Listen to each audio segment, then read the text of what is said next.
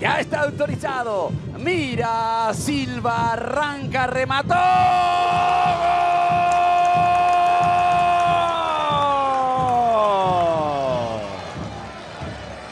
¡Gol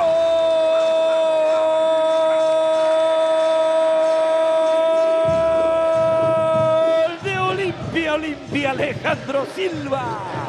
La rechazó, ahora la quiere Otálvaro, no impactó la pelota, entonces Romeo va, vuelve Silva, sigue Romeo, que es muy rápido, muy veloz, escapó de Otálvaro, sigue Romero, busca la raya, ganó, notable, gran jugada, toque, rebote, ¡gol!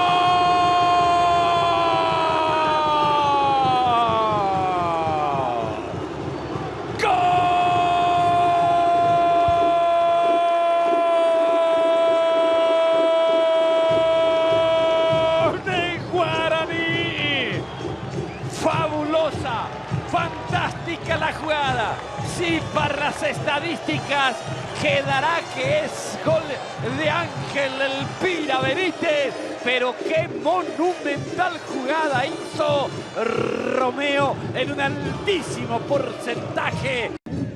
Quiere Camacho, movilizándose Camacho que toca, centro de Benítez, vino para Ferfer, cabeceó. ¡Gol!